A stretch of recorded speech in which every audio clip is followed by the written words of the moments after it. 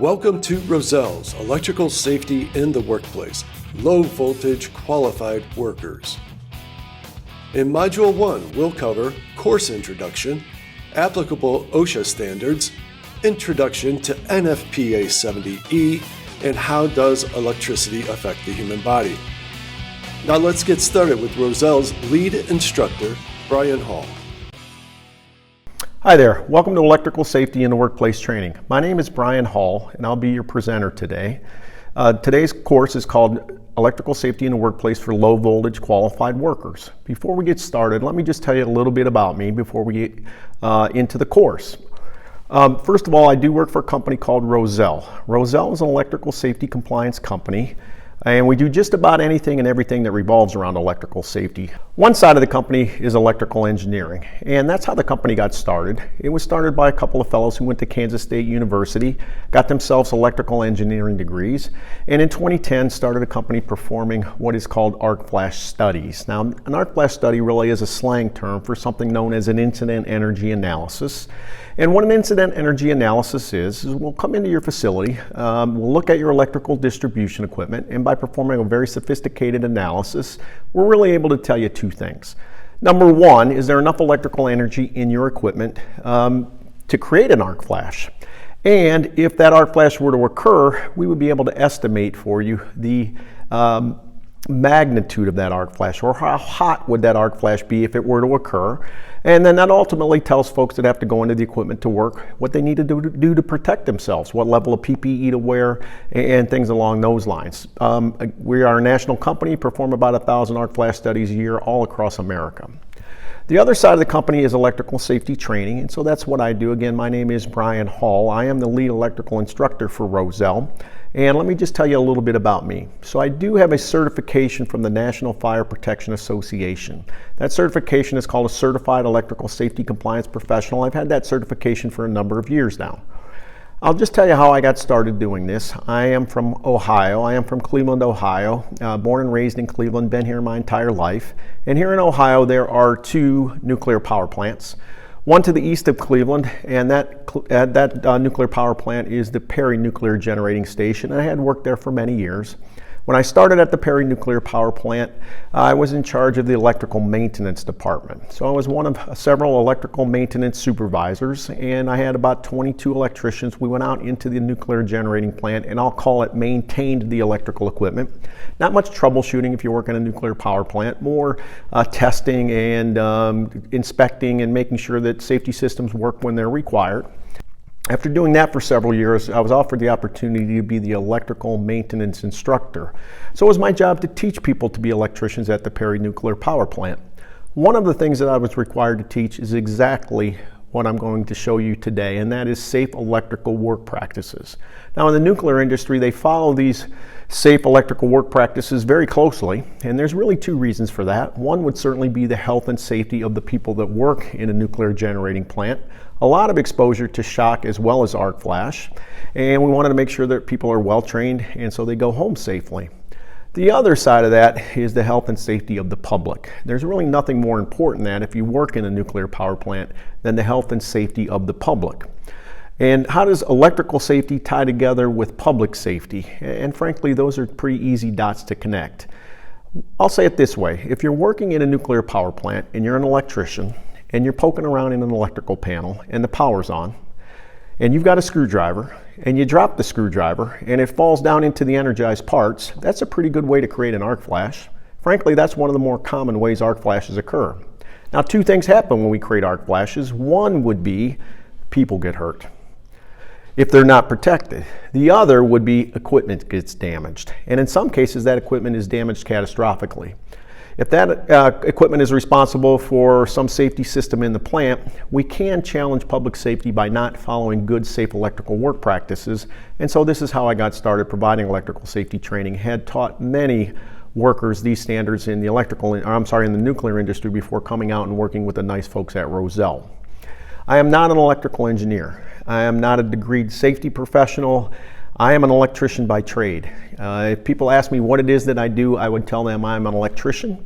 I've really never had a job where I did not work around electricity. My father owned an electrical contracting company when I was growing up. I'm 58 years old. From the time I was 12 years old, I could bend conduit, pull in wire, wire houses and wire buildings, and do all the things that you do on the construction side of the trade. Had an electrical contracting license myself in the state of Ohio for many years. Don't carry that credential anymore. Frankly, just wasn't using it.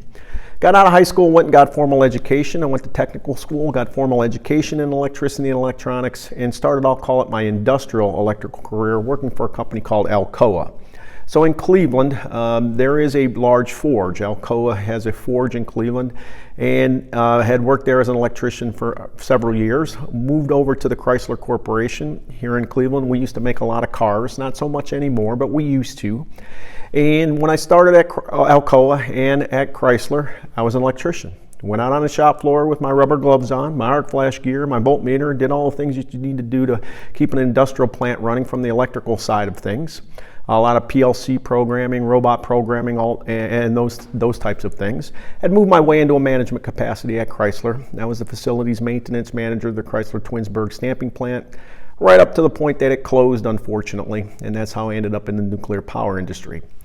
So what I would tell you is I know the rules pretty well. Let's call them that for now. I know the rules very well, okay? But more importantly, what my job today is to show you how to take the rules and use them to keep yourself safe when you're working around electricity. That's really the scope of the training. How do we take the rules and use them to keep ourselves safe when we're working around electricity? Now, before we get started, let's just talk a little bit about how the course will work. Everyone should have received a companion manual, the red, white, and blue book that I'm showing you there in the top of the slide to the right. That's our training manual. That will follow along with all the lesson material today. We will reference NFPA 70E throughout the course. You don't need 70E to take the course, but again, we will reference that as we go through the course today. Okay, so let's get into the training, and here's how I like to start the training. I'm going to ask you a couple of questions, and I just want you to try to think about something for a minute. And so the first question would be, if you have to go to the pickup truck in the picture there, or on the slide, what is the quickest way to get there? What would be the quickest way to get there? And obviously the quickest way would be to take the direct path right through the ice and the snow. That would be the quickest way. All right, second question I would ask you, is that the safest way? Is that the safest way to get to the pickup truck? And probably not. The safest way to get to the pickup truck would be to go around the pole there to the right where the ice and the snow has been cleared off. That would be the safest way. The point of this slide is very simple, ladies and gentlemen. The safest way is not always the quickest way. The safest way is not always the quickest way. The first thing that I'll explain to you is that if you're following your electrical safety rules, or we're going to show you today that comes from NFPA 70E, if you follow your electrical safety rules, it will take you more time to do your job.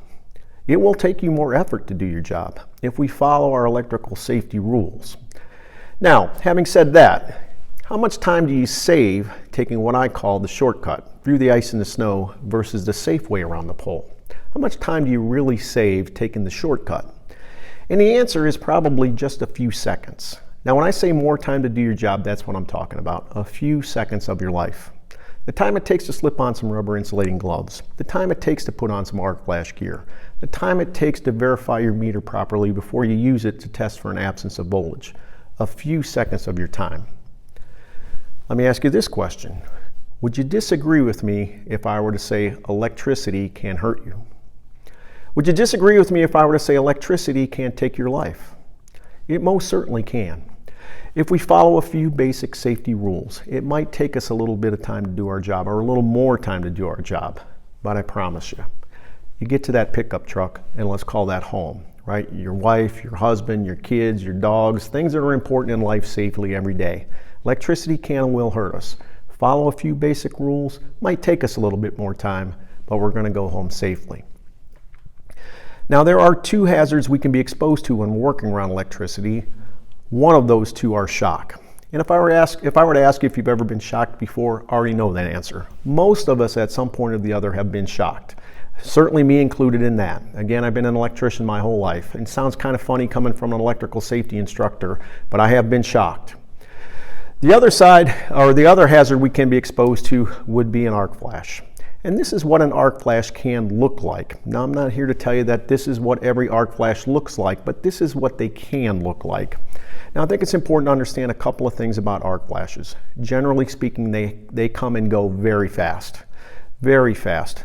Generally a fraction of a second, they're over. As soon as your upstream overcurrent protection device operates, your fuse blows, your circuit breaker trips, this is over, okay? But it can produce a tremendous amount of heat. If you notice, a lot of molten metal can get sprayed at us at a high speed and pressure. A lot of light energy there that can damage your eyes. Very loud sound can damage your hearing. So a lot of hazards can be associated with arc flash. One of the other hazards that can be associated with arc flash would be arc blast.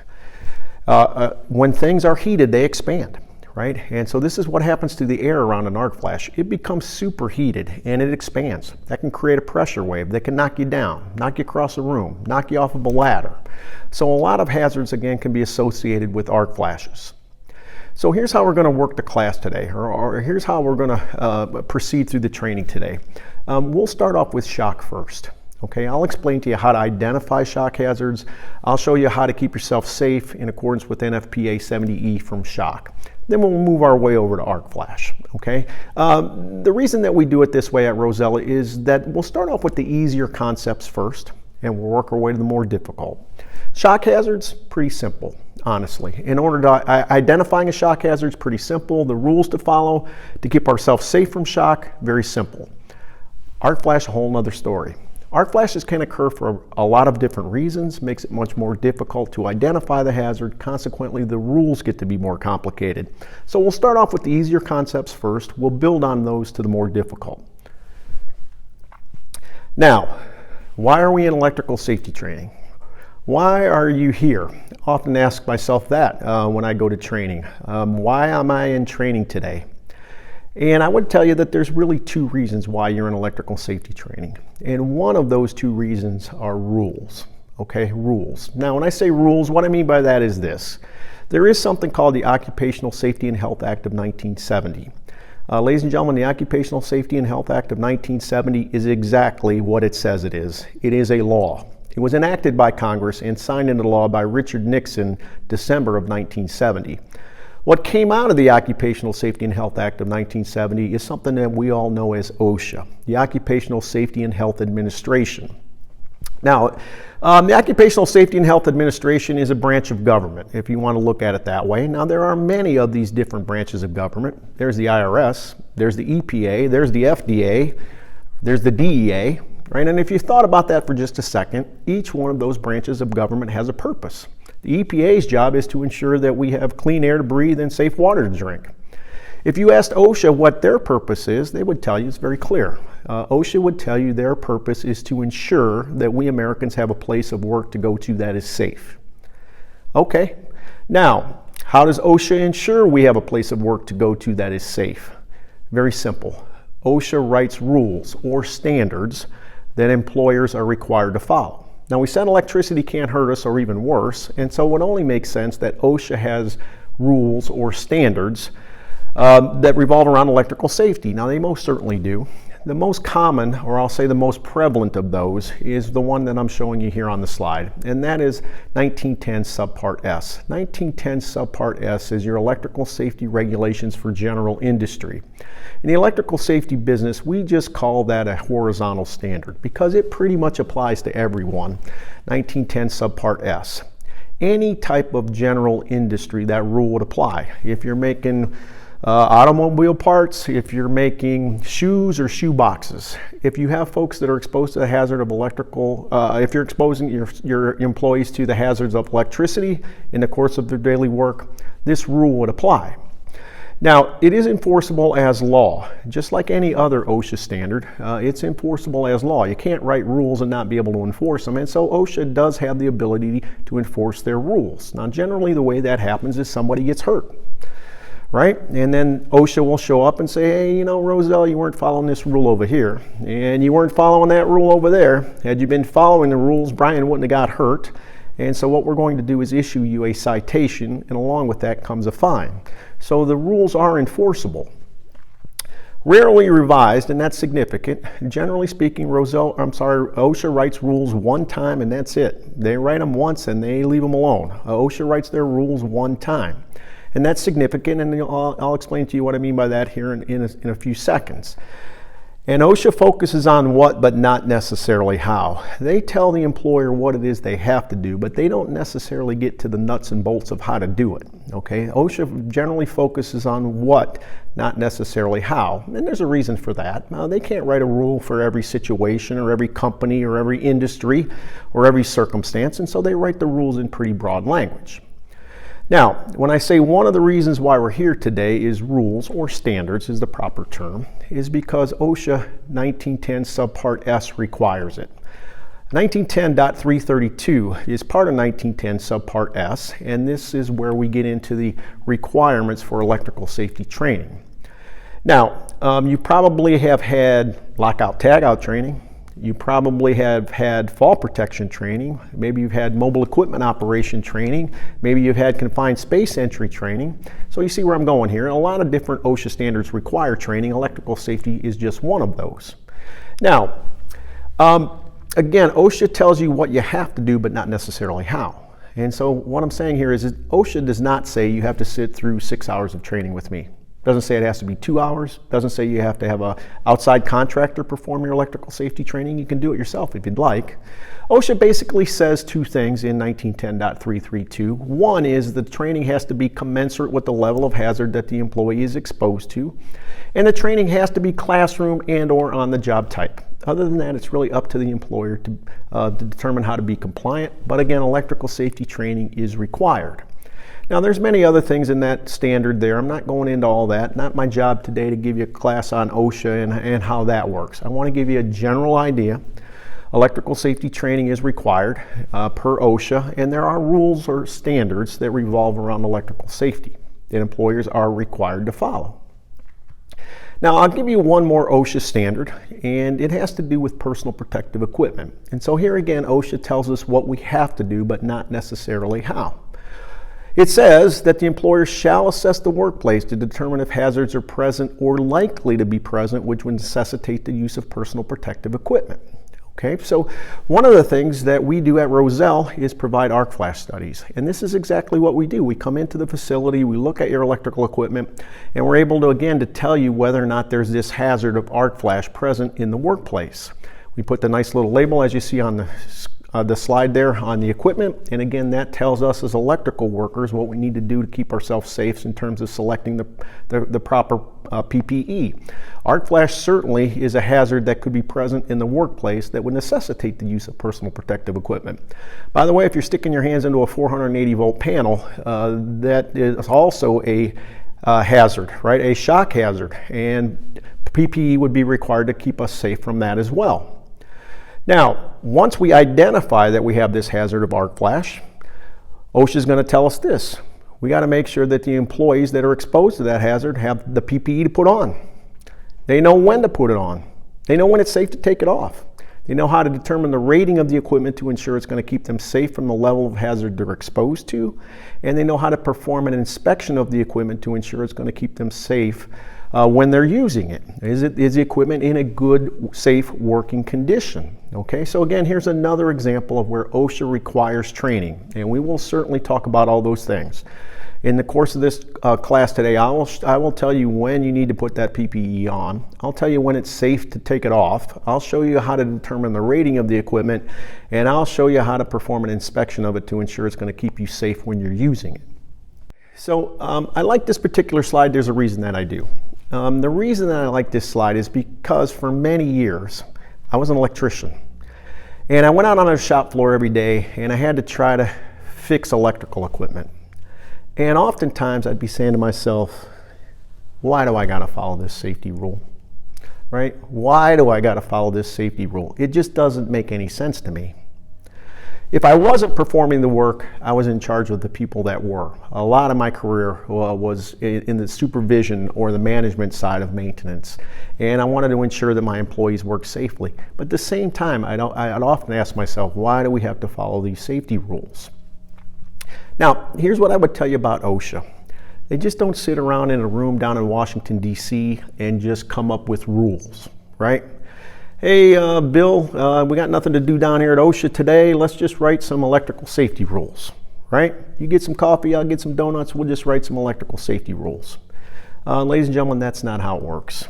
The reason the rules are written is very simple. Somebody got hurt. Somebody died. Probably more than one. And so OSHA writes rules to keep us safe, right? So that doesn't occur to us. Now, if we looked at a couple of statistics that come from OSHA, the first one would say this. It says about 38 Americans, prior to the OSHA Act of 1970, about 38 Americans got up in the morning, went to work, and didn't come home. About 38 workers a day lost their life going to work. Now, if we looked at more modern number, in 2020 says about 13. Okay, about 13 Americans got up in 2020 and went to work and didn't come home. Now that's a significant decrease, right? From 38 a day down to 13 a day. Now if you look at that in a broader context, it's a more impressive number, right? And the reason that I say that is probably twice as many Americans going to work in 2020 as back in 1970, right? Probably twice as many, for no other reason than the population of America has probably doubled over that period of time. Significant decrease in the rate of fatalities from prior to the OSHA Act of 1970 until now, okay? And the reason that we've seen this decrease in these fatalities is very simple. We have good safety standards in America. We have a high standard for safety. Again, I'll just tie this back to what I said earlier. We follow our rules, we go home. Right? I got it, sometimes they don't make sense, but if we follow the rules, we go home. Rules are written for a reason.